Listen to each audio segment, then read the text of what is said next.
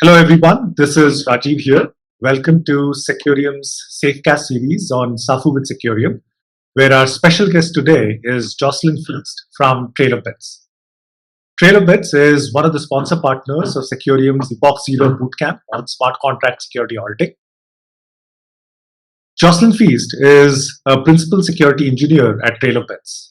He leads the blockchain team, performs security assessments of blockchain components, and designs bug-finding tools. He's the author of Slither. He holds a PhD in static analysis and symbolic execution and regularly speaks at both academic and industrial conferences. Welcome, Josselin. It's great to have you here. Thanks for coming on Secureum's SafeCast series on Safu with Secureum. Josselin, tell us a bit about yourself and your journey from academic research, from doing a PhD in static analysis with application to programming language security, and then into the blockchain space. Hey, everybody. Thanks, Rajiv, for the introduction. I'm very happy to be here. So I think I have a traditional InfoSec background. In the past, I was looking for vulnerabilities in so-called traditional software. I was working at software exploitation and the automation of vulnerability discovery. A couple of years ago, I did a PhD on exactly like that focus, and I was focusing on finding vulnerability on binary code using program analysis. I was always following the blockchain space, more or less, from close or behind. I was a student when the Bitcoin white paper came out, and it was really interesting at the time. Probably 5 years ago, I was already working at 12 bits on non-blockchain project, and we received a smart contract to audit. So I started to learn more about, Secureum. I read the yellow paper a couple of times, and the audit went really well, and it was really an interesting topic. From that moment, I never stopped to work on blockchain-related project. Over the past 5 years now, the team at 12-bit, grew larger. We apply everything we know from software security and program analysis to this field. We quickly started to build tools such as Manticore, Slither, and Echina, and from now I think we've performed countless of smart contract and blockchain component audit, and it has been really a fun adventure so far. Great. So, Josselin, you may appreciate this a bit of a geeky format we have for SafeCast, just fun stuff. So, decimal system is perhaps overused, and as you very well know, we deal with binary in computing. So, in SafeCast, and as you've seen also in the Secureum Bootcamp, we have a bit of fun by choosing powers of 2. So, in this case, for the SafeCast, we will try to stick to about 64 minutes for the recording, and with only 8 questions, very overloaded questions that we'll be discussing today.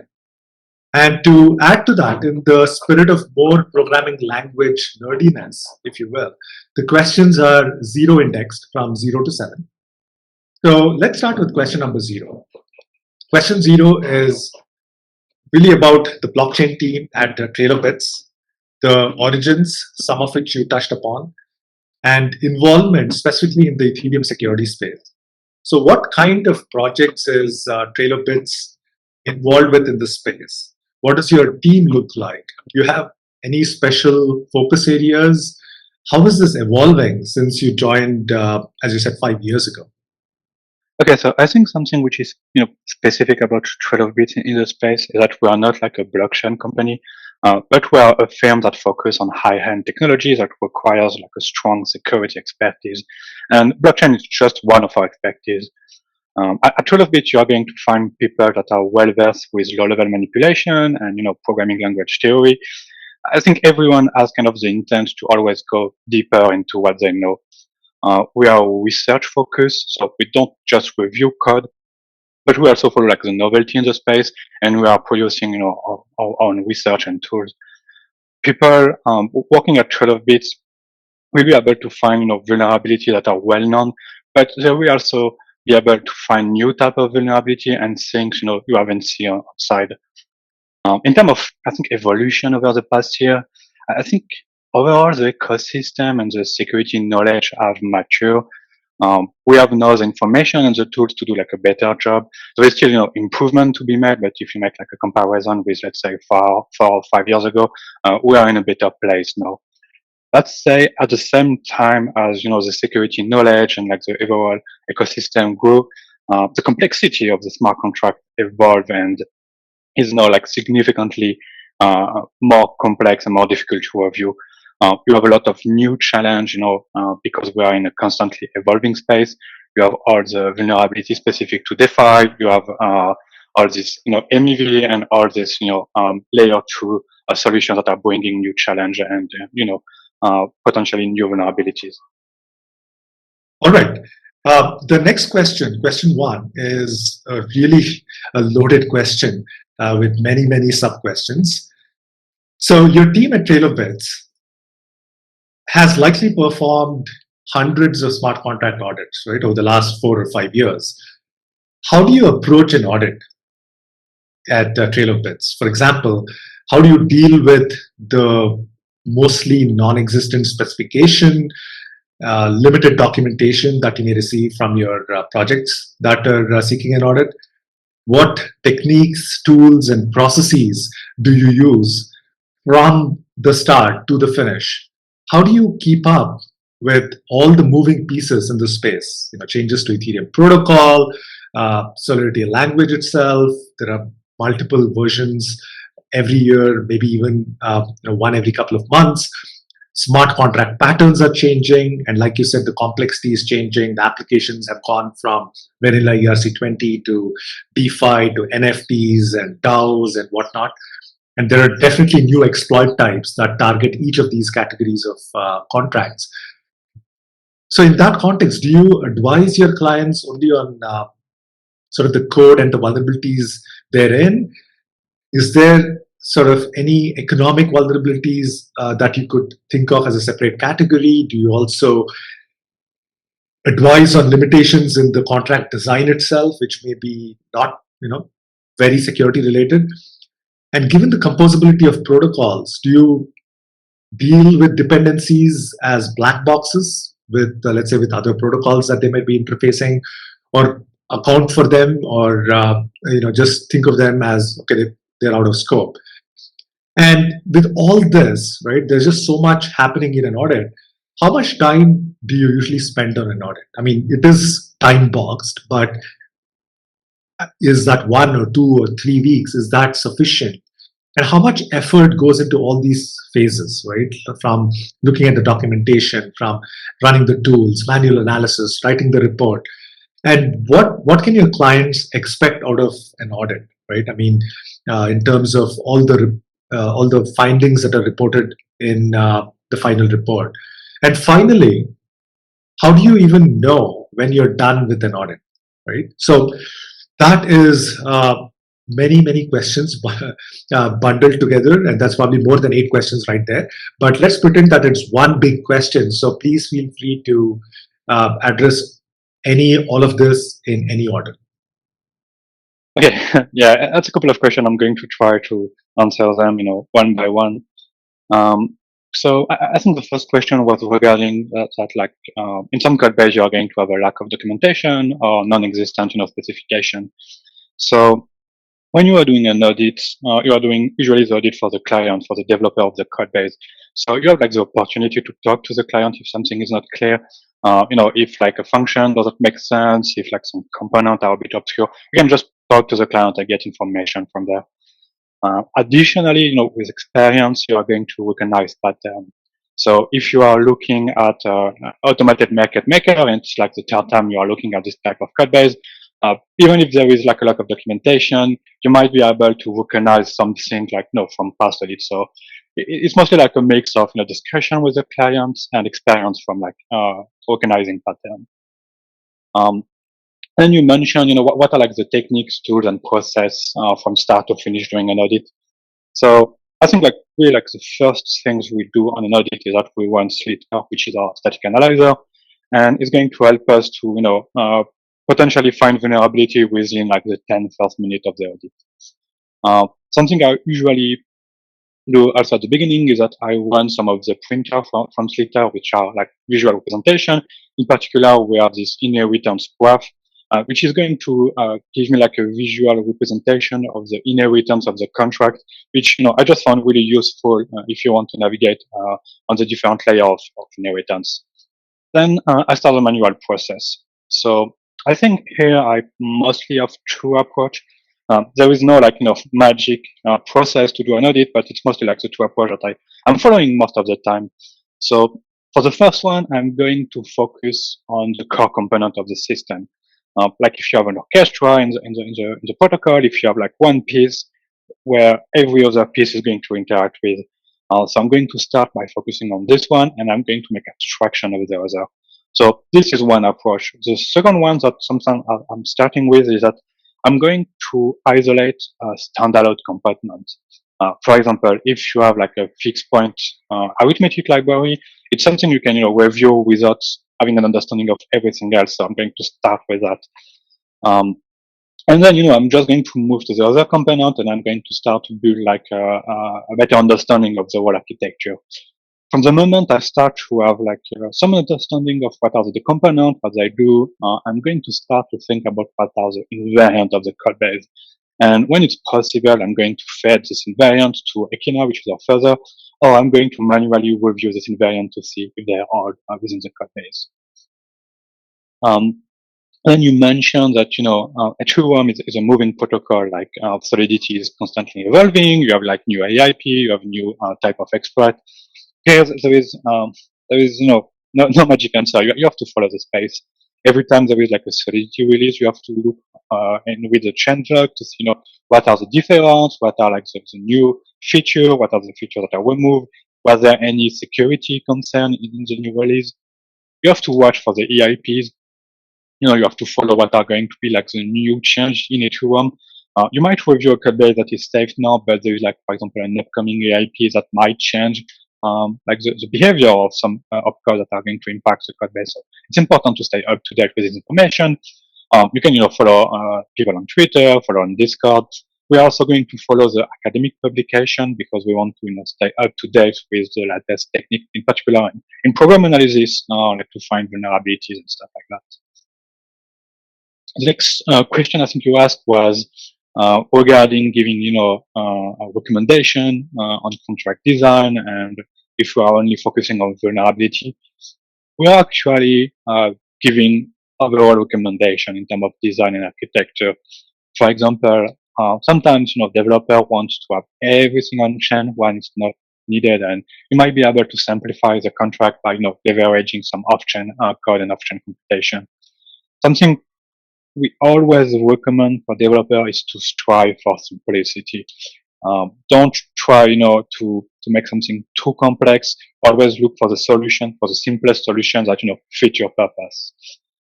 Then there is a question of dependency. So if we, take into account dependency or not, this is going to depend on what the client is interested in. And this is going to be part, of the discussion you are going to have with the client with regard to the scope. If the client wants us to review the dependency, we will do it. If the client wants us to, consider the dependency as black box, we won't look, too much into the dependency. We might, look if like the code base is using a dependency that we know might have some vulnerability. We might not just take a look if the dependency is up to date, but we're not going to go too in depth into the dependency. We are going to review the usage of the dependency in the code base. So there's like a difference between reviewing the dependency itself and reviewing like its usage within the code base. In terms of time for an audit, so the typical audit for smart contract at 12 bits is 4 to 6 person weeks. We work usually with 2 engineers, which means that you are going to work on the same code base for 2 to 3 calendar weeks with at least 1 colleague. Then there is the writing of the report. So it's difficult to evaluate how much time we put into like writing the report because it's it's part of the audit, and you are going to write the report at the same time as you are doing the user review. And sometimes you are going to write a description, and 3 days later you have a better understanding of some components, or you might revisit the original description, and you might adapt it. In terms of what client and user are going to expect in the report and what they are going to find. So aside the findings themselves, Like developers are going to find recommendation on how to improve the code base, suggestion on how they can avoid like having the same issue next time, how you can like design an overall better system. Finding bugs is only one part of the job, and really like the core part of like what the auditor should do is to help the client to understand the risk, how to mitigate them. It's really really really important, and you have to focus on that also. Last question I think was, how do we know when an audit is done? This is kind of an interesting question because you are never done with an audit. You are never done, with security. It's a never-ending process. What you can reach for, otherwise, is that you can reach for to have the highest coverage possible with respect to the time you have. If you have 2 to 3 weeks, you can try to cover as much as you can. Something that you are also going to find in our report is a coverage section, which is going to describe what we did, what are the components we look for, what was our process. So it's going to help the developer and the user to understand what was covered within the audit. So with the next question 2, I would like to dig deeper into tooling, right? All the automated tooling that is used in this space. And specifically, TrailerBeds has a suite of tools for this space. You've talked about a couple of them. Slither, Echidna, Manticore, among many others. And you have personally researched static analysis tools in academia, in your PhD, and even in industry. You've built Slither from scratch into one of the most widely used tools in this space. And my personal favorite is, of course, Slither, because I might be biased, given that I've helped add some of the detectors to it. But there is this range of tools, right? And a lot of it has been built by TrailerBeds internally, and you've made it publicly open. It's open source. Many project teams and some of the other audit firms are also using these tools.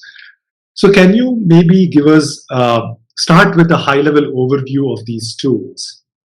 And what are the current usages? How do you use it internally? How would you recommend others use these tools? And then also talk a bit about the future focus areas with these tools.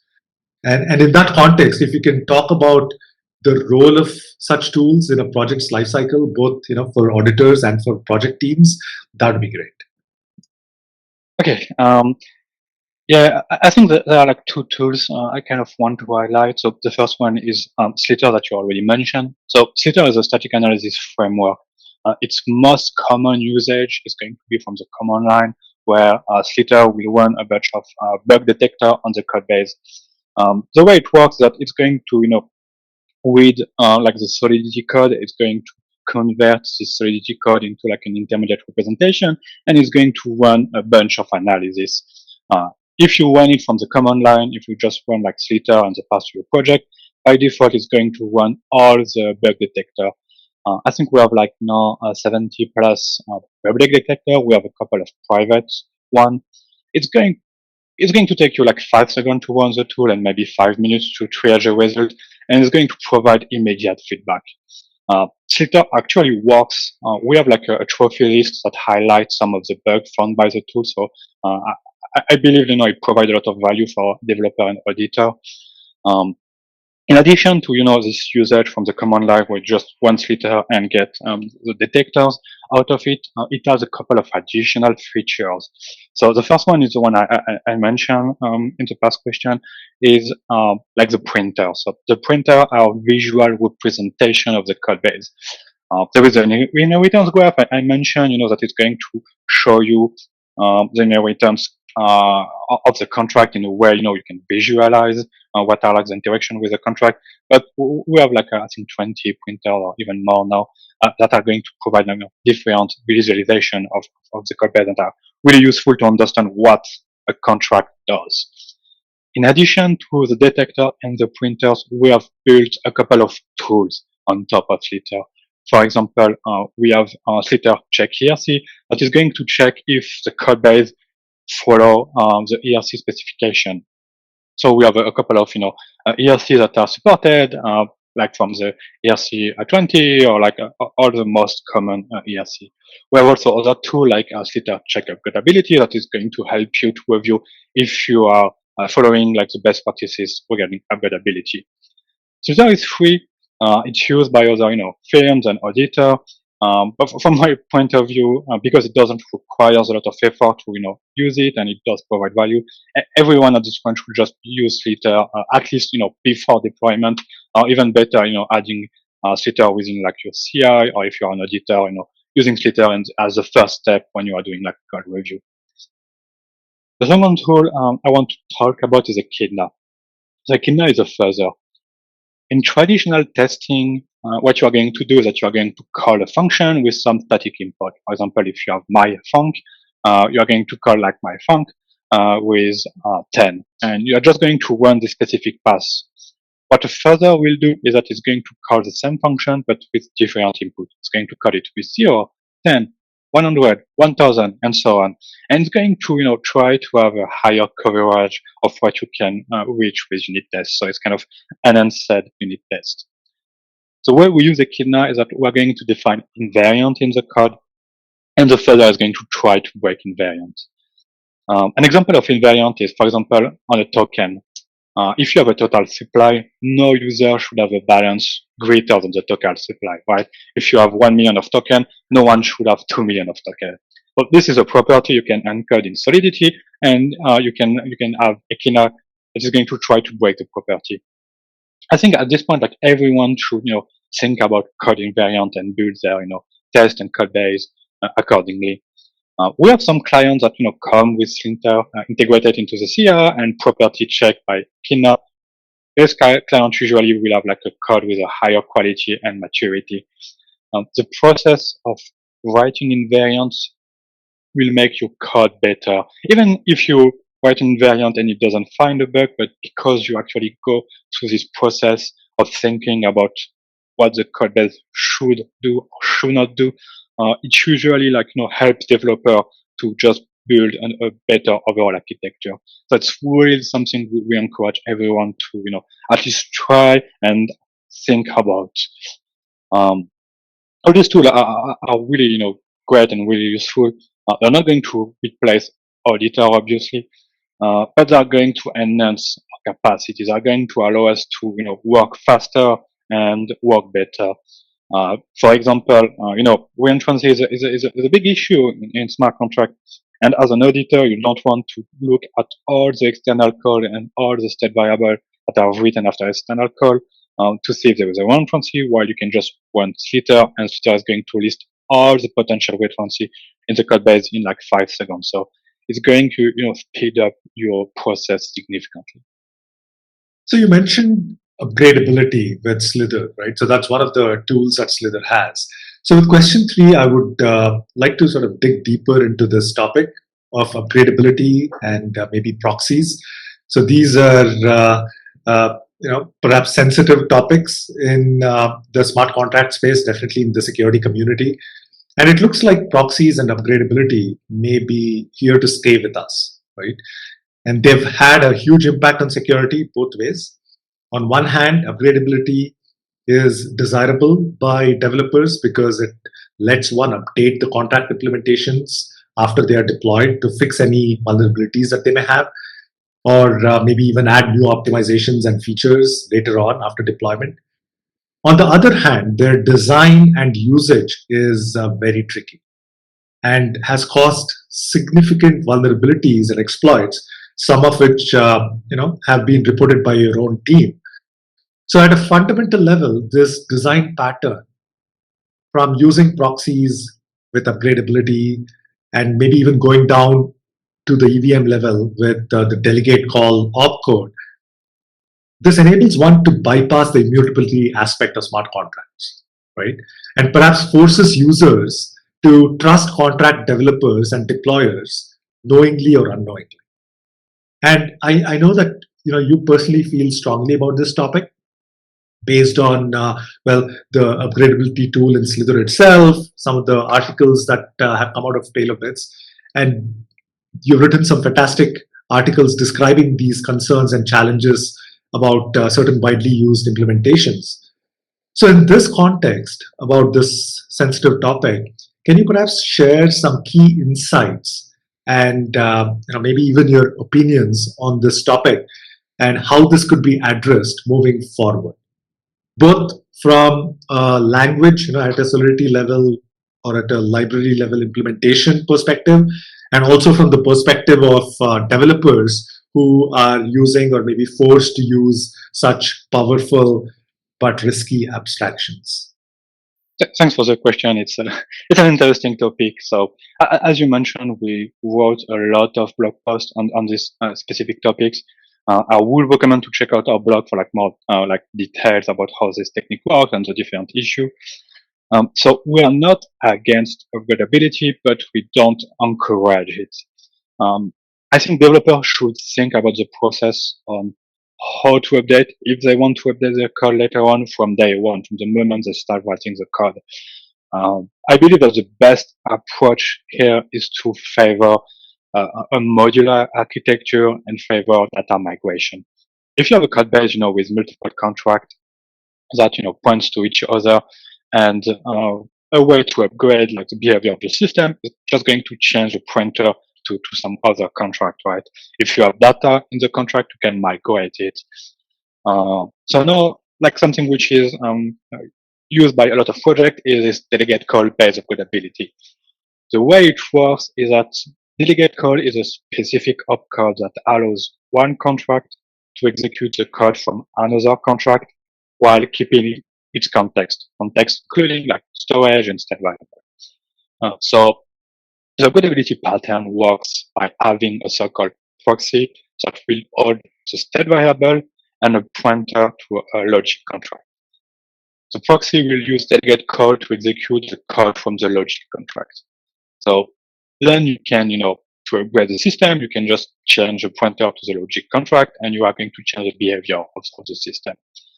This might seem, powerful and simple to use, but it actually comes with a lot of risk. For example, you have to be really careful with the storage layout when you do an upgrade, because the view of the variable in the implementation can be really, really different from the view of the proxy of the same variable. You can have, function collision between the proxy and the logic. You can have like a lot of delegate code specific issue. I would recommend to read our blog post to know, more about these topics. Some people might think, upgradability is easy and free as an abstraction, but it's not. Delegate code is really risky. You mentioned like a couple of bugs that we found. Like a couple of months ago, we found a bug in Aave where anyone could destroy the logic contract. OpenZeppelin actually found a similar bug a couple of weeks ago in their framework where anyone could destroy the logic contract if people were using the framework. If you think about it, even the people building framework around this pattern make mistakes. So people with a strong perspective in this specific area of upgradability make mistakes. So developers that are not well versed with the way delegate call works are likely to make mistakes too. I think for upgradability, as I mentioned, really having module and migration is just like a better practices. And if you think about how to design your code base with this modular architecture in mind from day one, it's going to be a lot easier to maintain and to have like a cleaner upgradability architecture. No matter what solution you are going to use, something which is really important is that you document your process and you test it. You want to have like a lot of different tests to check that the upgradability, doesn't go wrong, doesn't change the state layer, like the storage layer doesn't introduce new bugs. For that, we actually have a tool, like, as I already mentioned, in Slither, which is called Slither Check Upgradability, that is designed to catch vulnerability related to the delegate call pattern usage. So if you use this pattern, I would strongly suggest to try out the tool. I think it has 70 specific vulnerability targeting delegate calls. So it's really something I will encourage everyone to integrate if you are using this pattern. All right. So with question number 4, let's maybe up level and talk about smart contract languages themselves. So as we know, Solidity continues to be the dominant Ethereum smart contract language. But we know that monocultures are not good for security. And especially more so in the blockchain space, where we need more diversity, both by design and philosophy itself, right? So we do have Viper as a language, but there are very few projects that are using it in production. And we should also recognize that we are still very, very early in this space. So things may change in the next few years. So in this context, what are your thoughts on Solidity itself? And maybe it's a good guess that more than 90% of your smart contract audits in Ethereum are have been written in the Solidity language. And given all that experience, what would you think of the impact of the design of Solidity itself on the security of smart contracts, right? And what aspects of Solidity do you personally like, and what would you like changed from a security perspective? So that's another sub question, if you will. So similarly, what aspects of Viper do you like over Solidity? And maybe there have been a few projects written in Viper that your team may have audited. So would you recommend Viper over Solidity at any point, let's say as of now? And also, what about other languages that are being researched, such as Peeve? And also, in this context, when you're talking about languages, what is your opinion on the intermediate languages such as U in Solidity? Right? I mean, developers need not use Yule, but for reasons of optimization, they would end up using or they would end up writing some of their code in assembly in Yule, right? So that I'm sure has a significant impact on security of such contracts. And in this context, Slither itself has its own intermediate language, right? Slith IR. So where do you see this language, programming language effort in this space, all these efforts going? And maybe do you think they'll converge? Do you think they'll diverge? Will we have many options? And how will all this affect what you do, the security of the space, let's say in 2 or 3 years, from your perspective? Thanks. That's a really interesting questions. So about Solidity, I think it's fair to say that Solidity has improved over time. The team is trying to do the right thing with respect to security. They are actually reaching out to the security community for some other decision, which is, I think, a great improvement. There are still a lot of things that are, I think, lacking if we want to consider Solidity as a modern language. For example, there is no inbuilt testing. You have to write your test in another language like JavaScript or Python. A lot of security team, us included, are building ways to define invariant and property with ad hoc techniques. But it would be way more straightforward to have everything regarding test and invariant within Solidity, and I think it would save a lot of effort for all the team involved. In the similar way, like everyone is relying on an external compilation platform, so it's like Truffle, Embark, DAP, and all these different platforms that people are using to compile, handle dependency, run test, and deployment.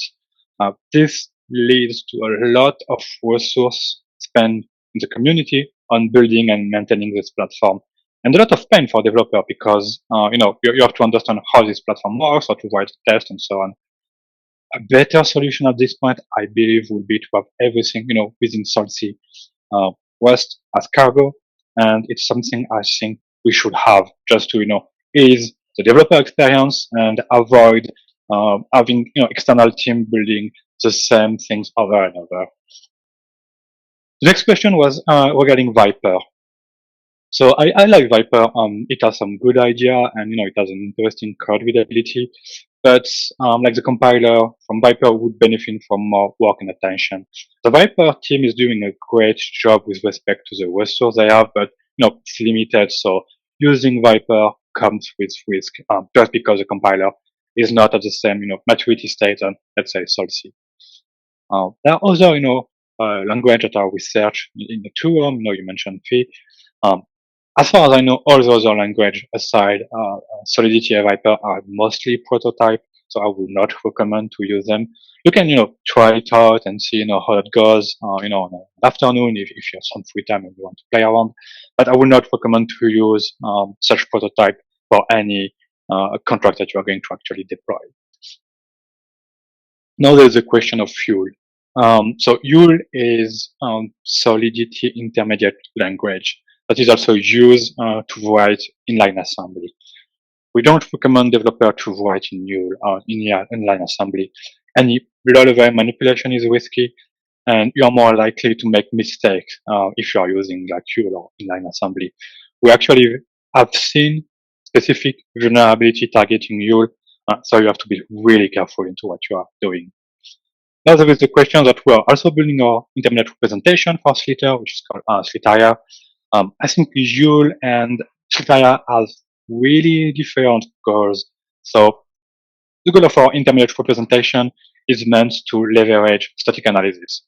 It tends to be for smart contract what LLVM is for traditional language.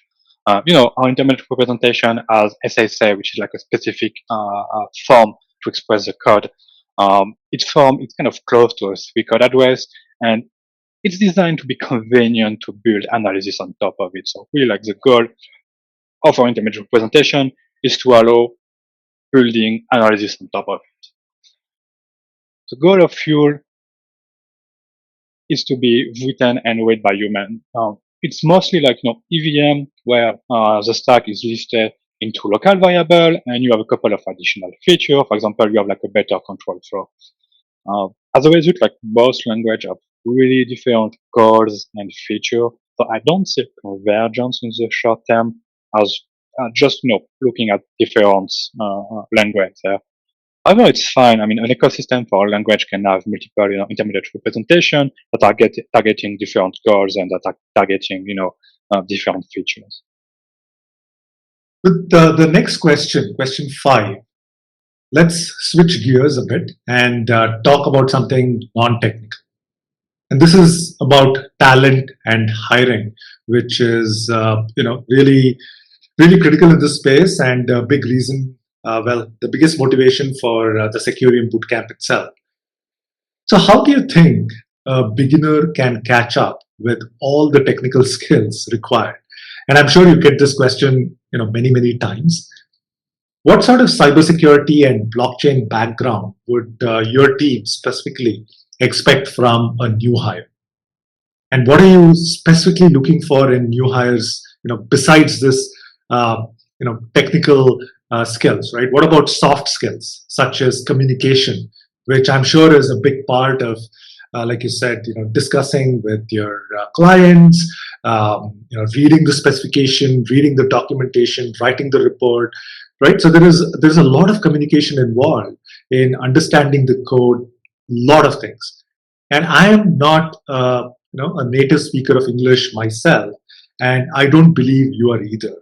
So how do you think this aspect of, the soft aspect, if you will, impacts aspiring auditors when it comes to reading documentation, writing reports, interfacing with project teams? Because all these projects are spread around the world, but maybe it's fair to say that a majority of, maybe all the projects that you would take up are using, English as a language for their documentation and obviously for your reports. So there is that soft aspect which doesn't get talked about, but I'm sure is a big concern, is obviously something understandable. So if you could touch upon that, that'd be great. And again, in this broader context, how do you think structured efforts, such as your own blockchain apprentice program that you have at Trail of Bits, and also the Secureum bootcamp that you're participating in, you're helping mentor as well. How do you think such efforts help in accelerating this to onboard more security folks onto this space, auditing or Ethereum security, which is badly needed. So for beginners that want to catch up with all the technical skills, I think now you're going to find a lot of resource. You're going to find blog posts. You are going to find reports and CTF. I think overall it's easier than a couple of years ago, which is nice. What I would recommend to focus on is that on the theoretical perspective, you must have like a general knowledge on how blockchain works. What's proof of works, why people are using proof of works. Something I'd always recommend is to spend at least one full day just on the yellow paper. You have to understand, the different section. You have to understand like the opcode. You have to have, some view and some idea of how everything works together. And if you have a question later on, you must be aware on how to find this information within the yellow paper. You should have basic information about EIP, for example, about Create too, why it was introduced, what was the change, and so on. Nowadays, you can also read code base. For example, if you are new to Solidity and you have like some understanding and you want to, go above some of the basic tutorial, you can go and read, for example, Uniswap v2, which is like a small code base, well architectured, and it's going to give you like some insight on how automated market maker works. So it's definitely like a good way to learn. On a more practical perspective, you can do CTF. So there are a lot of smart contract CTF out there. There is Ethernet, there is Capture the Ether, there is Damn Vulnerable DeFi. All of them, are really, really good content, and I would recommend everyone to try it. You can read reports. So, for example, we have our publication repo on GitHub, which is going to list all the public reports on smart contract, and I can give you, a lot of value by just reading the different vulnerability. You can also try the tools. As I mentioned, I believe that Secureum and Kina should be like the minimal tool set for editor. They are free, they are available, they're open source. So everyone should at this point, try them. You can also try to contribute back to the tool. I think it's a great learning process. If you write or improve, a slitter detector, for example, you are giving back to the community, and you are also improving and showing that about like smart contract vulnerability. We have a repository which is called Building Secure Contracts that holds a lot of additional, information about how to design a smart contract, and contains a bunch of tutorial on program analysis that can be useful if you want to be, up to speed with the different tools and techniques. Now, we're getting English. So yes, I'm not a native speaker, and there is obviously an additional level of effort that you have to overcome to work in an international environment. English, was never easy for me. It's something I was struggling with in the past. But if you want to be a smart contract auditor, you have to put effort into that direction. If you read or write specification, you have to be really careful with the wording. If you see this component must do something, it's not the same as if you see, this component should do something. So words are important, and you have to be familiar with them. Hopefully, you can focus your effort into the word and terminology related to your field. It's okay if you struggle reading old poetry, but you must be proficient with anything related to your field if you want to be successful.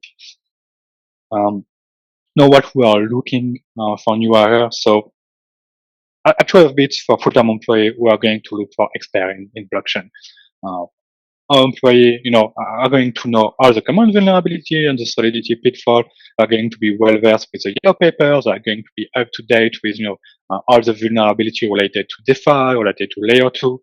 We are looking for, top performer that can demonstrate that the state of their knowledge is really high, because we have high expectation.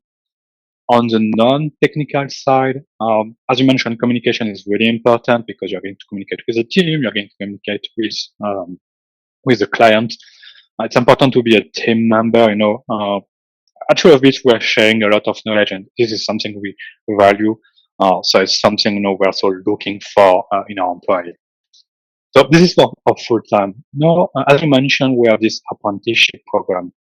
The main idea here is to take a candidate that is not yet ready to be a full-time employee at 12 bits and to mentor him or her for 3 months.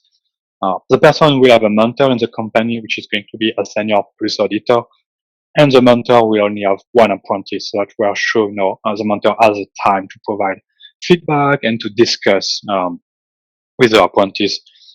So the mentor is going to provide feedback on, where the apprentice can improve. The apprentice will participate in audits and learn from interacting with the team and, learn our code review process and how we interact with clients, how we communicate with the team, and how we, use our tools. It's an intensive 3 month program. It's designed to kind of fast track the learning process. So far, I think this program has been successful. Some of our recent hiring were from the apprenticeship program, and we are looking to take new apprentices every 3 to 4 months on our ongoing process.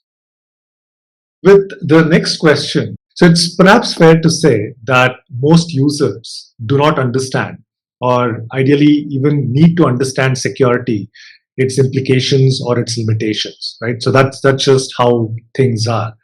So for example, there is no bug-free code, right? Auditing is a time-boxed effort. There will be residual risk, and it's all really about risk reduction and management. There is no silver bullet, magic sauce, magic wand, whatever we want to call it. And there will be vulnerabilities that will be in the code, even if it is audited, right? At least for some of the contracts. And some of them may get exploited at some point and may lead to millions of dollars of losses. So this may be understandable, right? I mean, this is something that the security community hopefully definitely knows, but your clients and definitely the users, right, may have a very different understanding of some of the technical limitations and definitely would not match their expectations. So given this context, right, just the mismatched expectations from your clients or maybe even the users who look at some contract, and say that, oh yeah, this contract was audited by X, Y, and Z, so it will not have any bugs. And if that gets exploited, they sort of point fingers, right? So this is unfortunately the reality. So given this context, is auditing stressful for you? And if not, how come, right? I mean, how do you deal with it? But if it is, right, let's assume maybe you, your team, or generally the auditors, how do you think people, as professionals, auditors, should manage the stressful situation, be it the time-bounded audits, like you said, 2 or 4 weeks. There's a lot of code. You expect a spec, but you don't get it. There is minimal documentation. You have that, and then that the code is maybe not as well written as you would expect, and then you have to finish auditing at the end of 3 or 4 weeks, and then it gets deployed, right? And maybe it ends up with millions of dollars of TVL, and maybe in a situation where it gets exploited. Again, like I said, fingers get pointed, right? So that is probably very stressful. So how do you deal with that? And in that context, again, how does your day or week look like? How do you sort of set the right expectations for yourself, your team, and definitely your clients? And what do you do when there is a mismatch of such expectations? Yeah, that's an interesting question. So regarding the stress doing an audit, this is going to be like my personal opinion, and it's going to be, I think, related to my kind of state of mind. So I have a high expectation, and if during my day I work to the best of my ability and I put all the effort that I can do, then I know I've done what I was able to do. I can do better than my best, right? So if I know that I've worked as hard as I could, I can sleep at night because I know I could not do better. If you make a mistake, if you miss something, then you should try, to learn from it. I've made mistakes in the past, and I'm going to make mistake in the future because everyone make mistakes. Everyone can miss something. It's part of the job. But if you miss a vulnerability, the thing you should really ask yourself is, how can I catch it next time? Because you have to learn from mistake, and you have to learn, to become better all the time. In terms of what my day, week looks like, so at 12 bits, either you're going to be on an audit or you're going to work on internal research. We are going to do audit for like 70 to 80% of our time, and the remaining is spent on, as mentioned, internal research, which include, building tool, exploring new technology, or contributing to our internal knowledge. For the audit part, so the typical audit workflow is that we're going to start the audit with a call with the client. We're going to discuss, scope. We're going to ask questions about what the client is building, what are his concerns, and what's the architecture, how it was designed, and so on. Then we start the review. During the review, you're going to have a lot of interaction with your colleague. You're going to have interaction and discussion with the client. You're going, to leverage the tool and leverage all the knowledge you have. We have weekly status call with the client to be sure that we are going in the direction that the client is interested about. And you're going to write the report along the line until the completion of the audit. So how do you set the right expectation for your team and your clients, and what happens if there is a mismatch? So I think this is really a matter of having a clear communication with your team and with the client. It's really important, not just for audit, but in general, to communicate clearly your expectation. And if something is not clear with respect, for example, the client expectation, to ask. If you don't understand what the client is expecting from you, you should communicate with the client, and you should try to understand what he's looking for. So this is mostly like a matter of having a clear communication, I believe. For the final question, number 7, I would like to request you to bring out your favorite oracle. And in this space, hopefully it's decentralized, which is good. And request you to make predictions, right? Your personal predictions about various things. I mean, you've been in the space from, like you said, you read the Bitcoin paper a long, long time ago, when you were in the university, and you've seen the evolution, right? Ethereum, smart contracts, auditing, all that stuff.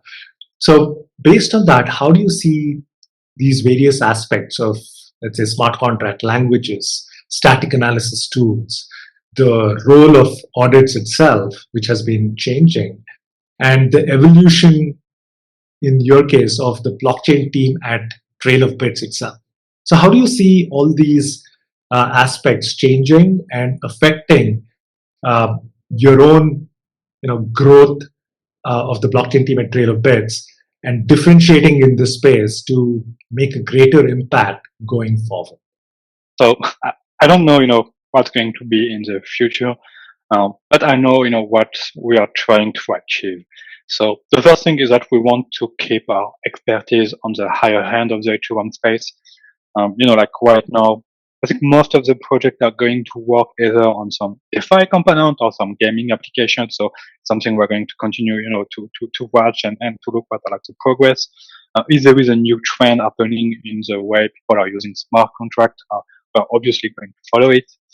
We also want to grow, tools and knowledge in new technology and new language. For example, we have Tiller, which is a smart contract static analyzer for Algorand. It's kind of the equivalent of Slither for Algorand. And we're also looking, at other chain and, layer 2 solution. We're looking at Solana, we're looking at Polkadot and all this emerging technology. We want to continue to improve our tool, and I think something we are reaching for is for better integration of our tool with developer or to our open source. I think that provide value. So that's something we want to continue to work on. Something which is also important for us, within the company, is to continue our work with the community. We share publicly, knowledge and tools for everyone. I think it's kind of fair to say that we are one of the companies that have built one of the largest open source security tool ecosystem, and we want to continue to work on that. And just overall, we are trying to make the space safer to the best of our ability. So we are done with 8 questions with the last one, but let's take the liberty to maybe overflow a bit and go on to question number 8. You are one of the top Ethereum smart contract security auditors. What did you do to get here? I mean, you've talked about your academic research, you've talked about your infosec background and your dedication and your high expectations for yourself, all that, right? But people, I mean, there are many aspiring auditors and let's say students who want to get to where you are. So what should someone do to become as good and maybe even better than Josselin? And what are you yourself doing to keep up with everything happening in this space so that you can be, one of the top smart contract auditors in the next 2, 3, whatever, right? In the future. So in that context, what is your advice, and what would you like to focus on yourself in the next several years, personally speaking, in the space? So, thanks for this nice word. I don't know if I'm like a top auditor. It's not something I can evaluate, but I believe there is 2 aspects to become an expert in a field. The first one is a matter of how much time and effort you put into the topic. There is nothing magic. You can be as smart as you want. You have to put effort. You have to put resource to master something, to really understand it at a level when you are an expert on this field. The second aspect, which I think is important and sometimes missed, is that you have to be in the right place. That is going to help you to grow. You have to be surrounded by people that are going to make you a better engineer, a better auditor, that are going to challenge you, that are going to make you progress. For example, I should have been everyone is an expert. So we have like this continuous learning experience where you can learn from your peers. We have also access to the most challenging project, I believe. And because you work on challenging projects, you are going, to be able to look for new things. You are going to be able to kind of try to go above what you already know. So working hard and being in the right place is, I think, 2 aspects that are really important if you want, to become an expert in a field. What I want to focus on in the next 1 or 2 years, as I mentioned, I think I want to, increase the tool outreach. I really believe automated tools are what is going to help developers to increase their security with the lowest effort. Slither and Akina are definitely things that a developer can use nowadays and that are going to continue to improve and that are going to be beneficial without spending too much effort into how to use it. Obviously, I want to stay up to date with the novelty. There is more and more chain, that are deployed. It's you start thinking about chain composability. There is all the new users that are going to come after DeFi. Just overall, you also have to challenge yourself. You have to try to understand what you don't know and what you have to explore, because no one knows everything, right? You always have something to learn, and just forcing yourself to be in the situation where you have something new to learn, I think it's something valuable if you want to improve and to grow. All right. So for the last overflow question 9, again, it's a personal one. What do you personally find challenging in this space? And flipping that, what do you find boring? And when I say boring, I mean something that you would rather not do. It's probably still required, but you would rather, have someone else or do it. And in that same context, what is your biggest pet peeve with smart contract security and how it's done? Do you see this improving significantly in the next 1-2 years, or do you think it'll get worse? In terms of the exploits, the vulnerabilities that are discovered, or anything else before it gets better. So in that context again, if you had one wish, right, let's assume that we may not know how to make that happen. But if you had to make one wish to somebody somewhere for changing anything in this space, and this could be the Ethereum protocol, some EIP that magically changes things. It could be the language, it could be tooling, it could be the contracts themselves, project teams, community, education, anything else that you believe will make smart contract security 16x, 16 times better. What would that be and why? So I think something that is challenging working in the space is a constant novelty. So you always have to stay up to date, with the new technologies, a new language, a new type of vulnerability. It's challenging, but actually it's something that I like. So it's a good point, I would say. I don't have something in mind that annoys me in particular. I think the overall community is trying to make things better. So yeah, it's a nice community to be within. So what I see improving significantly in the next 1 or 2 years. So I think we're still at an early stage where incidents happen every week, if it's not every day. So what I'm hoping for, I don't know if it will happen, but I'm hoping for at least, is to see the space reaching a point where the security is mature enough so that we don't see all these scary incidents happening that frequently.